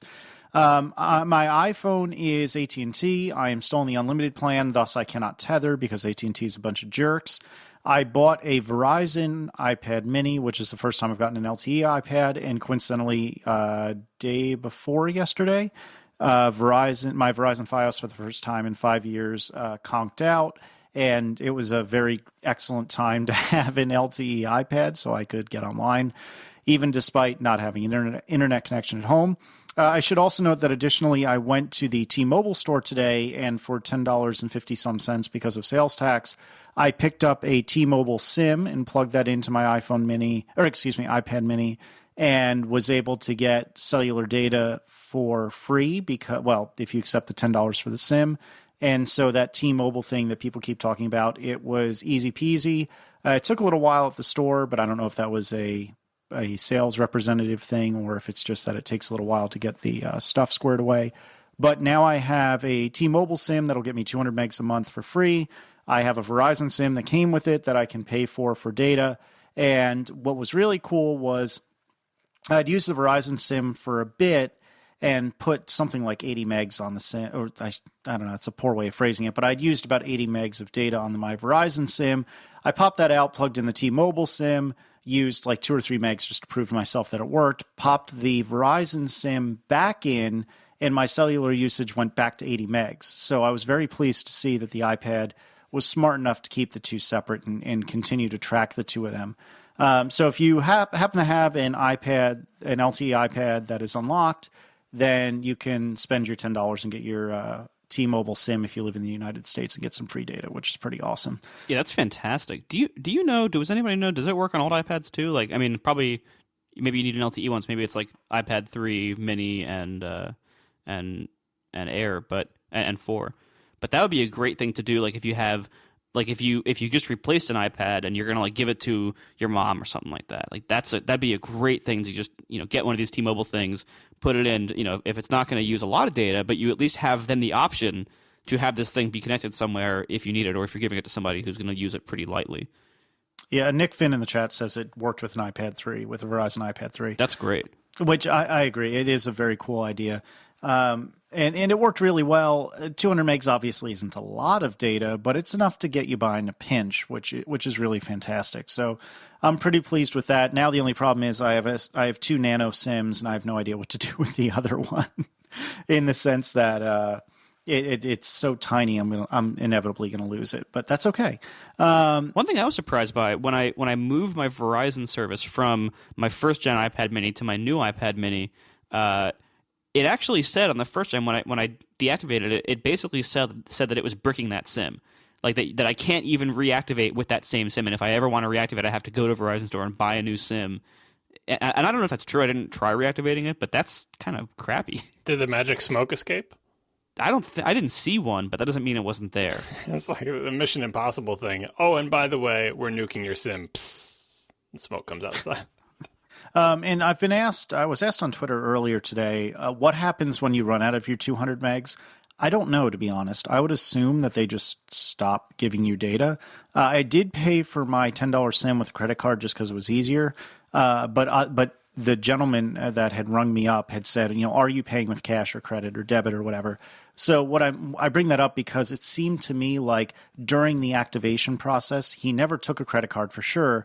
And I don't think that me having paid for the $10 SIM with the credit card is indicative of the fact that they have my credit card information for anything other than that one sale. Well, it probably works just like other iPad data plans always have, which is there is no automatic pushing you up into a new plan, which is awesome. And however Apple negotiated that, it was genius. But probably Steve Jobs was probably involved. But what they do is, let's say you buy a 1 gig plan from Verizon or something. Once you use that 1 gig, it'll start warning you when you get close, and then it just cuts off the data when you hit that limit, and it says, go to settings if you want to buy more, or you'll get more like on this date, which is like the 1 month anniversary next month. Like, so that's probably how this is going to work too, which is you can just use it, and there's no auto billing. You can just use it until you hit 200 megs, and then it'll just yell at you and stop, and you can go buy more if you want. or you can just wait. That's how I bet it's going to work, but I don't know that for sure. That's exactly what I expected as well, but I haven't run into that yet, so I can't say that with any sort of authority. Sam the Geek in the chat says, as far as he understands, they throttle to dial-up is what he said. He wasn't absolutely positive that was the case, but in other words, they give you just unbelievably crummy throughput, or like Marco said, and that's what I would expect, they just cut you off entirely. But in terms of the screen, I keep calling it burn-in. Retention issues aside, it's a beautiful screen. The iPad is very, very nice, and it is a little bit heavier. I can definitely tell that it's a little bit heavier than the iPad mini I had previously, which was not LTE. And I should also note that a friend at work got an iPad Air, which was not LTE, and I held my LTE iPad mini and his Air that was not LTE, one in each hand, and I could tell you, I couldn't tell the difference. And I looked at Apple's website, and the iPad mini with LTE, the Retina iPad mini with LTE is 341 grams. The iPad Air without LTE is 469 grams, which is 120 grams-ish. But in my hand was not sensitive enough to tell the difference. They felt like they were the same darn weight. And that was a really great testament to how thin and light the iPad Air is, because I swear to you, to me anyway, it felt the same as the iPad mini in my hand. I don't know, Marco, Tiff has an iPad Air, doesn't she? Yeah. It's actually her first new iPad. She kept using my hand-me-downs. This is her first new one. She moved from an iPad 2 to this. So it was a pretty big jump. But yeah, and looking at these two devices again, like I think I'll echo what everyone else has said. Like all the reviewers have said, you really can't go wrong with either of them, and you're basically just buying for screen size. There is that very minor performance difference. I don't think anybody would really notice it in practice, to be honest. You're really just buying, what screen size do you like better? And one way you can make an easy decision is just buy whatever screen size you were using before. So if you were using a first gen mini and you really got used to that size, and you really you really want, you love that portability and everything, the Air is probably going to feel too big for you. And so you should just get another mini if you're gonna upgrade. Get the Retina one. But if you're coming from a full-size iPad and you don't necessarily need it to get smaller, and you do things that benefit from a bigger screen, like watching video or like drawing or sketching apps, or certain games, things like that will benefit from a bigger screen, then by all means get the Air, because it's a substantial improvement from the 3 and 4. And there's pretty much no downside except that it's a little bit bigger, physically in size. Like there is a weight difference, but in practice, the bigger difference is that this is a much larger rectangle, and so when you hold it, it's gonna have different forces as you hold it. If you're holding it up in bed, like the mini will be easier to hold for long periods. But the reality is, whichever one you've been using before, I would say use that one. Like get whatever size class you were in before. You can probably stay in your size class and be perfectly happy. And obviously, the best thing to do is go to a store and try them both and see how you feel. But if I had to make an assumption to recommend without you trying anything, I would just say stick within the size class that you already liked. Speaking of that performance deficit between the Air and the Mini that you mentioned, that you probably can't tell, what is it, like 7% or something like that? Just the clock speed. It's 1.3 versus 1.4 gigahertz, but there's also the thermal issues that, again, AnandTech did an awesome graph of this, where the CPUs in all the A7s, so the iPhone 5S, the Retina Mini, and the iPad Air, all have this thermal throttling behavior where they can work at really awesome speed for like a minute or two at max load, and they start throttling down for heat reasons. And so the iPad Air has the highest ceiling for that. So the iPad Air can work at full speed for the longest, and then when it does throttle, it doesn't throttle down as far as the Retina Mini and the iPhone 5S, even though they all have roughly the same CPU. Just the Air has a more thermal mass to cool and everything. So I was going to recommend that article. We should put it in the show notes, not only because of the actual iPad Air testing, but he snuck in there, and in the Mini review too, I think, but he snuck in the Air one, a lot more information about the A7 CPU. And I was excited to see that, there's some advantage to actually knowing less about this stuff on a concrete level, because obviously those guys who work at Tech know so much more about the individual part numbers and the supply chains and what the other vendors are doing and stuff like that. And I remember reading one of his, I think it was the 5S review, when he was talking about the A7 and saying how he was speculating because he didn't know at that point. Like, Apple didn't release any information. They didn't have any specs, and no one had cut the top off the chip yet. So he had to kind of guess of like, what, Apple claims 2x speed, and let's do some benchmarks. And sure enough, it is like 2x speed, and what's making that happen or whatever. And we had a show where we talked about it as well. And I don't know all the details of all these chips or whatever. But I'm like, well, if they have 2x speed, you're not going to get that. We talked about, obviously, you're not going to get that from 64-bit, which may make you go slower, all the things being equal. And then the other thing was like, oh, so how are they getting 2x speed? It's not going to be 2x clock speed or whatever. And me knowing nothing about the details of this said, well, there has to be more execution units. I mean, you have to, it has to be, it can't just be the same chip running faster or some small tweaks. You need actual more hardware to do stuff. And on hindsight, knowing more about the details, so like, well, it's not going to be like, it's not going to be double the width or triple the width in terms of execution units as the A6, because that's crazy. I mean, even the A15 doesn't have that kind of size, so it must be something else or whatever. And he was cursed with the knowledge of the individual details of how many execution units each one of these things have, which I didn't know off the top of my head. But it caused him to make the wrong call, because sure enough, when they cut the top off of this thing, it's like a 6-wide machine with like, you can do simultaneously 4 integer, 2 floating point, whereas the other machine was like 3 wide, but you can only do like 1.5 because there was dependencies on integer and floating point. And like the A7 really is, in Apple's marketing speak, a desktop class machine in terms of the width and the number of execution units of the machine, being out of order like, a desktop machine is. And it really is such a huge leap over the A6 that no one expected. And it's like, how could you get that machine into a laptop or into a phone, for crying out loud? And this iPad Air article and other things explain how they did it. Like, they cut the memory bus width in half.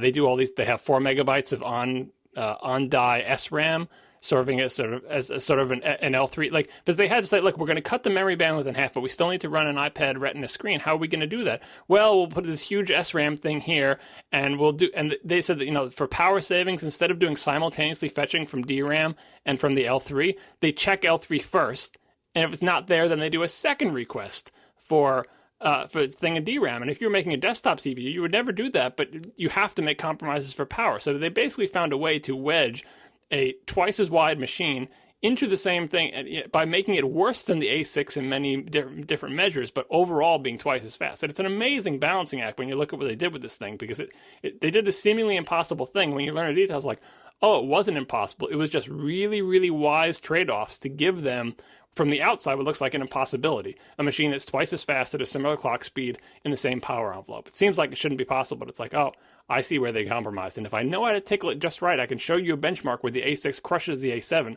but no real application is ever going to do that. So thumbs up for Apple and on TechSite and scientific progress in general. Yay. It's pretty amazing when you look at the lineup now that we've had the whole fall lineup revealed for us.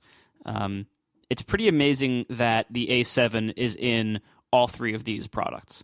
And it's basically the same, like it's almost the same performance in all 3. And when you look at now, when the iPhone 5S came out, we were all like, whoa, that was like a bigger jump than we expected.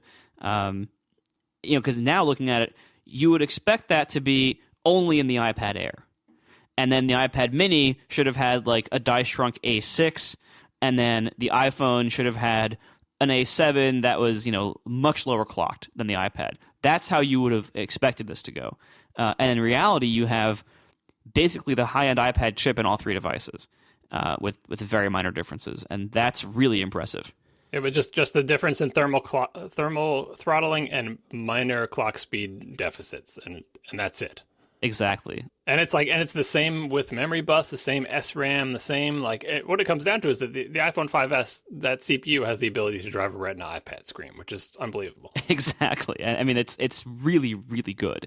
And this, now we're starting to see every year since the A4, when, shortly before that they had acquired PA Semi, and they were talking about, doing their own silicon, or the rumors were at least.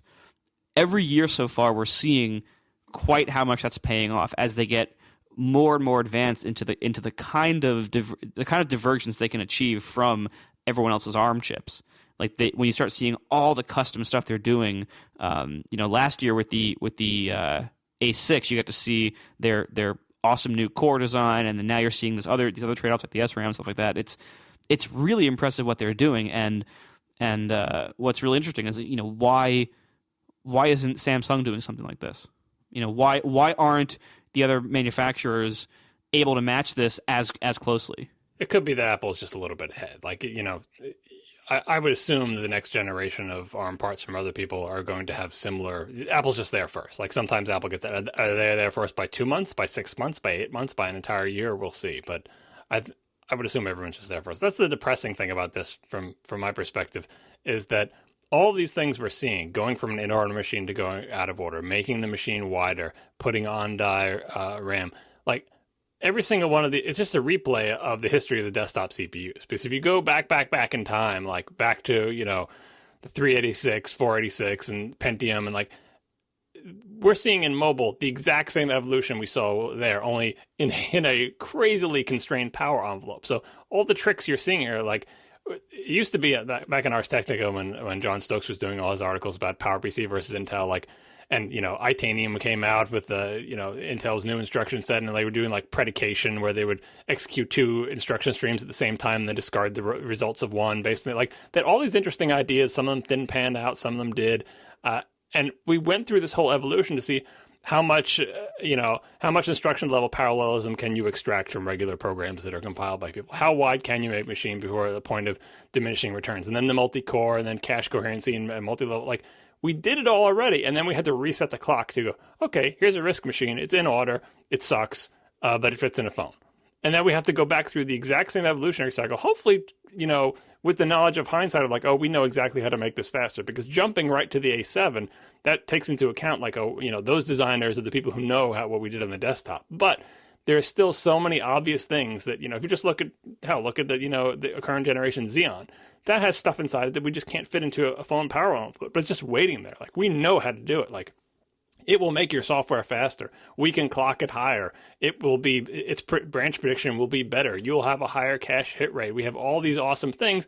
You just can't fit them in a phone yet. And so we're just waiting patiently, right? And hopefully we will get back up to the point, like it seems like desktop CPUs, like that's not where the money is anymore, and people aren't interested in advancing them. So we have to wait for the mobile CPUs and the process that makes them to catch us up to sort of where we are in the state of the art on desktop. And then we can finally start making sort of forward progress in the absolute realm, sort of like whatever IBM's doing with the Power 8 or whatever the hell power number they're up to, where they're always just like, given unlimited money and power budget, how fast can we make a CPU for crazy supercomputing stuff, assuming anyone besides the government and the NSA are available to buy it from us? It's kind of disappointing to me to see a replay of that in the mobile space. It's kind of exciting to have it in the palm of your hand, but on the other hand, I'm always interested, as with my love of the Mac Pro and everything, I'm always interested with the let's see how fast we can really go type of advancement, not merely let's see how small we can really go with stuff that we already did on the desktop 5-10 years ago. So on a final note, John, I hear that you're having some disk woes. Care to share? Yeah, I had them. This was like a couple of weeks ago. I just forgot to talk about it. It kept being at the bottom of my notes. This is a boring story. It's not that long, but I think there's a nice moral at the end. So I was running Disk First Aid on my wife's boot drive on her MacBook Air, which is an SSD. And why was I doing that? Because that's one of the things that I do. I run. It's not called Disk First Aid anymore, right? I run Disk Utility and go to the First Aid tab, whatever. But it's like FSCK, whatever you want to call it. Check your file system metadata structures to make sure they know where everything is on disk. They keep track of which bits are allocated to which files, which bits aren't allocated, how many of these free blocks are available here, this, that. They keep track of all that information, and that information gets out of sync because HFS Plus sucks. So I run this periodically. I didn't know you thought that. Yeah. I mean, and I don't know how many people do this. Do either one of you run Disk First Aid on your disks or Disk Utility on your disk with any regularity ever, just for no reason? No. You should. You totally should. And that's the thing. Like when I brought this up on one of my first shows about file systems, I said, just try this. Go up to you. People are like, HFS Plus works fine. Never has any problems. I'm like, okay, well, if you think that, go and look at one of your disks or run disk first aid on it and see if it finds any errors. If it finds any errors, that means something screwed up in the past. And eventually, if those errors accumulate, you will be sad because whole directories will go away and bad things will happen. Maybe it'll never happen to you. Maybe you'll buy a new computer before that happens. You could be fine. But things are going wrong on your disk and you may not know about it. It's the worst kind of failure. Anyway, I run it periodically. I think everybody should too. And I ran it and it found errors. All right. And very often it does find errors. And there's a repair button. You can repair it. But when it's your boot drive, you can't repair your boot drive. You can only verify it. You have to reboot from another drive. So great. Use, hold down Command R, reboot into recovery mode or whatever it is. And then you can run repair on your boot volume, even though you're still booting from the same disk as the recovery partition. But anyway, I hit repair and repair fails. And when that happens, like, and you try to use disk utility and it says, well, there were problems with this disk and I couldn't repair them. Your choices are limited at that point. You can buy a third-party product that can repair it, like Disk Warrior or something. Many third-party products can repair things disk utility can't repair. So if you already have one of those, or if you desperately want to repair it, I would recommend that. I had an old version of Disk Warrior, but I don't have an up-to-date one. I didn't want to pay for it again. And I said, well, fine. So disk utility can't repair it. No big deal. I'll restore from Time Machine, right? So before I restore from Time Machine, this is another thing I think not enough people do, and I don't even know if the Genius Bar people do it. Run a disk utility first aid check on your Time Machine volume before you restore from it. Because if you don't do that, you could be restoring some crazy garbage onto your boot drive from your Time Machine volume. So I ran the first aid on my Time Machine volume, and it found errors. I said, okay, I will repair the Time Machine volume, which I can do without rebooting. I tell it to repair. It says, sorry, can't repair. So now I have two disks. The disk utility says that there are errors on, and it can't repair. And not only that, now the Time Machine volume won't mount anymore, and it's grayed out in disk utility. And when I try to repair again, it hangs in disk utility and eventually says after many minutes, couldn't unmount volume, which makes no sense to me because it's not mounted as far as I can tell, and it's grayed out in disk utility. And I said, all right, well, fine, let me erase this Time Machine disk. I'll get to why I can do that in a second. It wouldn't even let me erase it. So I'm like, all right, screw it. Unplug that drive from the computer, put it away. At this point, most people would be screwed because most people don't have a backup to the first place. We're like, well, there's errors, but the disk is still working. The Time Machine volume I hosed by trying to repair with Apple's own disk utility tool. So that must have been really far gone, right? But me being the paranoid maniac that I am, I still have my second Time Machine volume on my Synology, my super duper clone, and a crash plan backup. So I still have 3 viable backups, hopefully viable backups, even though I've not really lost my boot drive, but it has errors, and my Time Machine volume is totally hosed because it couldn't even be repaired. So what I decided to do, I have lots of options at this point, lots of options that most people don't have. What I decided to do at this point was go with the super duper clone. And my super duper clone hadn't been made that recently, so I manually copied the few files that I know had been modified since my super duper clone was made onto a spare partition on another disk. Then I erased my boot disk and I restored from the super duper clone. Oh, and by the way, I ran disk first aid on the super duper clone before I did the restore and it checked out, right? Always run disk first aid on your things before you do anything with them, especially in a backup scenario, because the worst thing you want to do is to just start spreading corruption all around and think you've recovered and you haven't. And then after I had restored, the very next thing I did was ran disk first aid on every single thing. I ran it on all the volumes that were connected, and I did fresh backups on all destinations except for the super duper backup and the second Time Machine volume.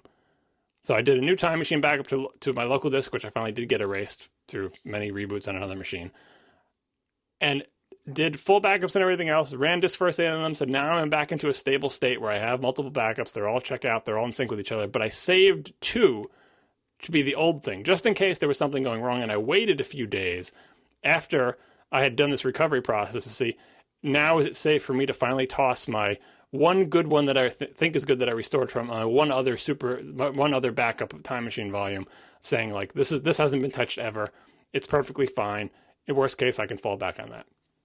Everything was fine, and eventually I just allowed those to sync up too. So I guess lessons you get out of this is one backup is very often not enough, because say I just had that Time Machine volume. I mean, I didn't really lose the boot disk, it just had errors on it, but they were unrepairable errors. So what was I supposed to do in that case? Just leave them there forever and cross my fingers and hope new ones didn't accumulate, or whatever error it wasn't important, Yeah, that's nuts. I mean, for me, I treat any disk error as fatal. I mean, well, I guess HFS, but any kind of hardware error, to me, that disk is dead to me. That's it. It's gone. But it's not a hardware. This is a software. It's like a wrong number of hard link counts, or I don't know the exact details. So it's like HFS plus metadata structures. It's not a hardware problem. That's the important distinction that people don't make, because they think my hard drive is dying. If you have a hardware problem, usually you know it because it manifests in ways that are not visible in disk utility in any meaningful way. Like things freeze up on your computer and nothing happens. Terrible noises come from your hard drive. It's mechanical. You can detect those. This is just merely software corruptions. The disks are fine, right?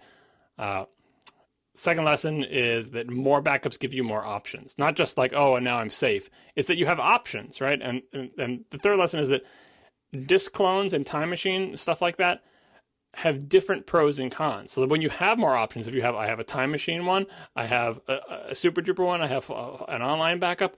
Like disk clones, I really like Super Duper because it's simpler and less can go wrong, and it's often faster to recover from because it's just a plain old copy. In fact, you can boot from that clone if you need to. You can be back up in a second if you just boot from that clone. It's a bootable clone. On the other hand, Time Machine gives you multiple backups. So if your Super Duper clone was made after something terrible happened, it's no good to you because you really want like 3 weeks ago or whatever. So I highly recommend having more than one backup, more than one type of backup, and I also recommend running Disk First Aid.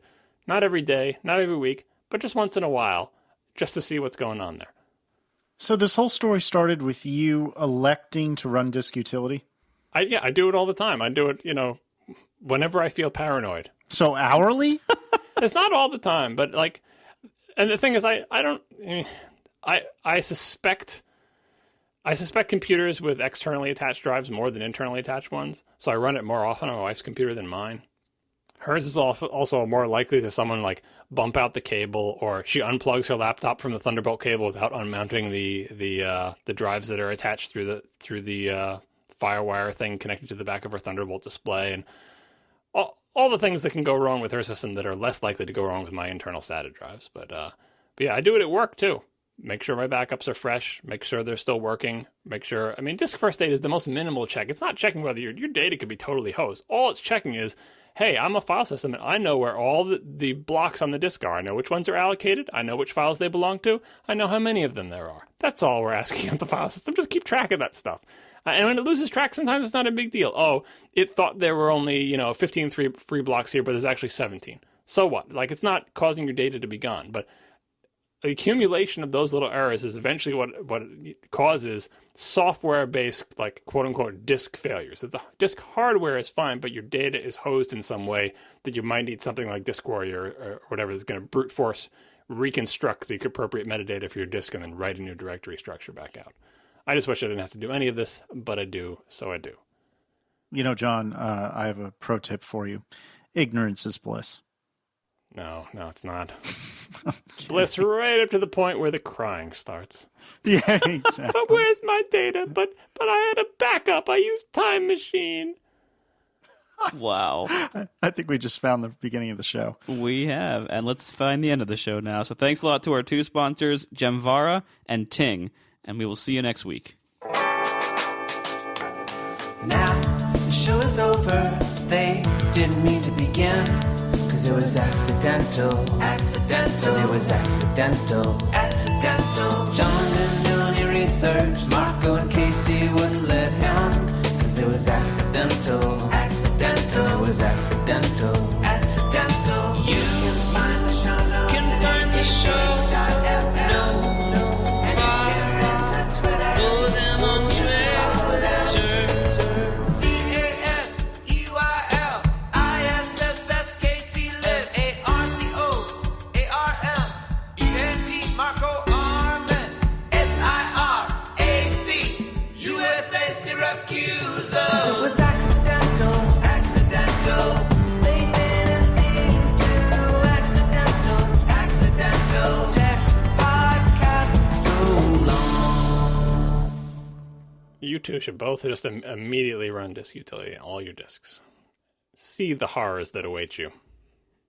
Well, now I'm curious. Well, see, the worst thing is that if you have, I have literally 4 million files on my average disk, my average, boot volume or whatever. It takes forever.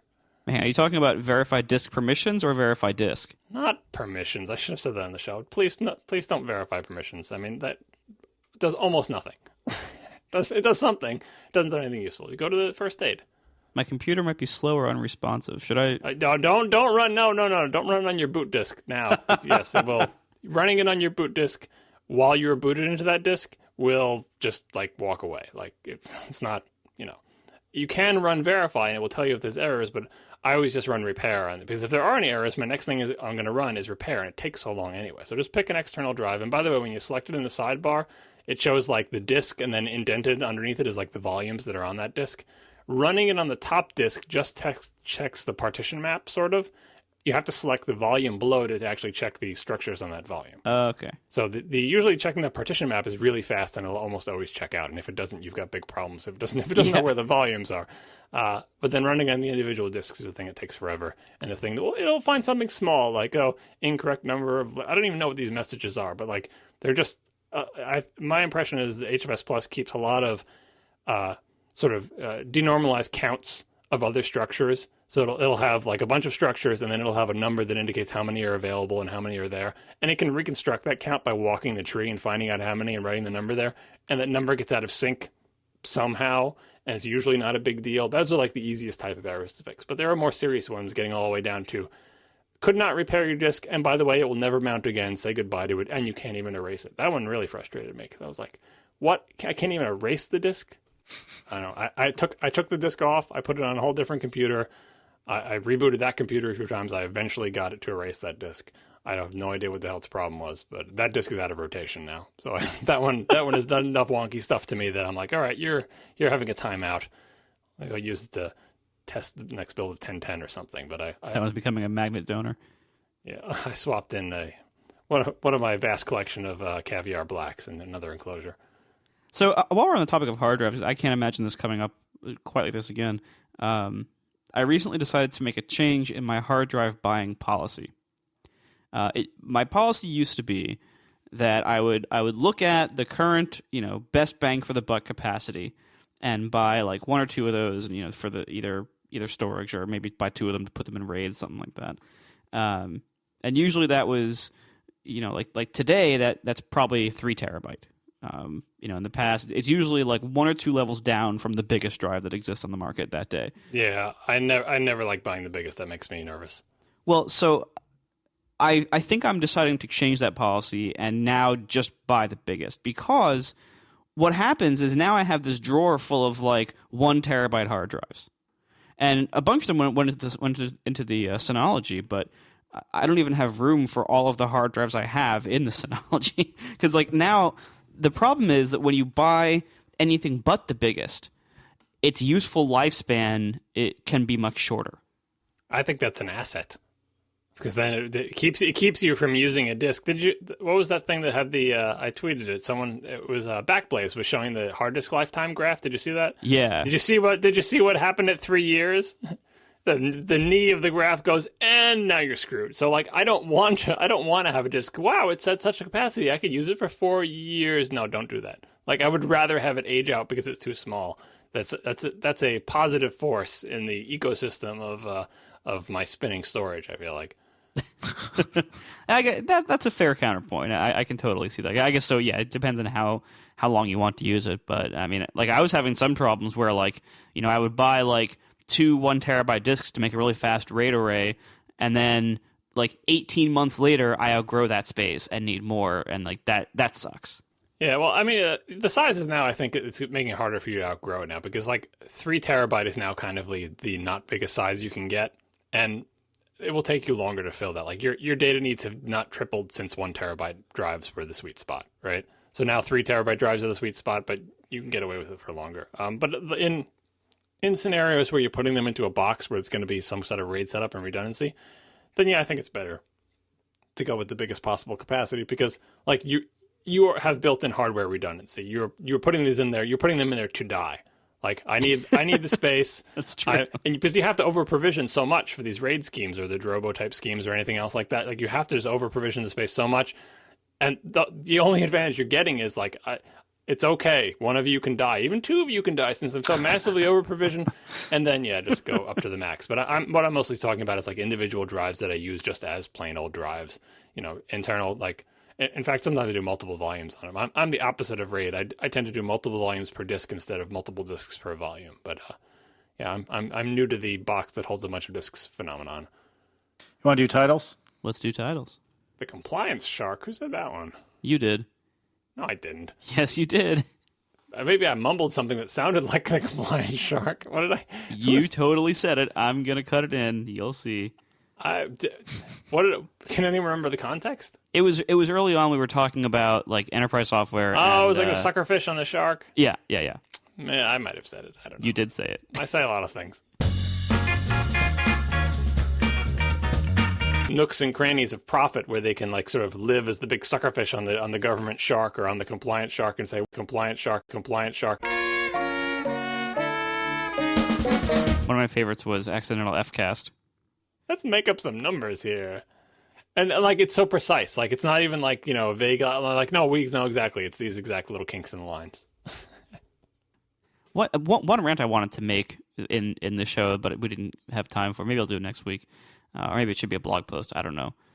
Is I look at people who are doing, like, they're like trying to like get away with just using an iPad, and like there was a great post that Fraser Spears mentioned how he records his podcast on just an iPad, and Dan Benjamin was talking to Merlin on this week's Back to Work about possibly going iPad only for himself when he travels, and it just like people will jump through the most ridiculous set of hoops to try to cram their life into going iPad only when it really doesn't serve their needs particularly well. Like, it's like you can do that, but maybe you shouldn't. Like SimCity 2000 on the Super Nintendo.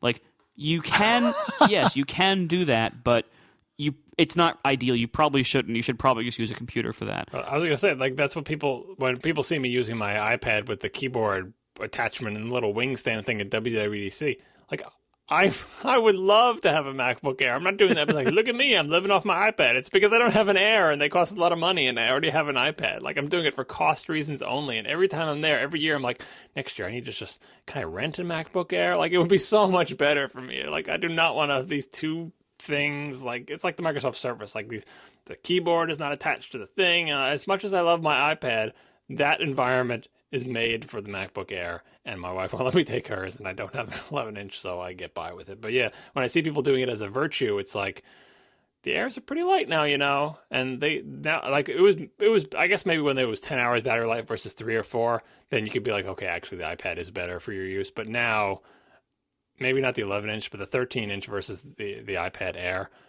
the battery lives are similar, and the iPad Air is so much better for text entry. And you could even you can get a used Air even, or buy one from the refurb store. Get the crappiest 11-inch Air model anytime that the 11-inch Air has existed from 2010 till now.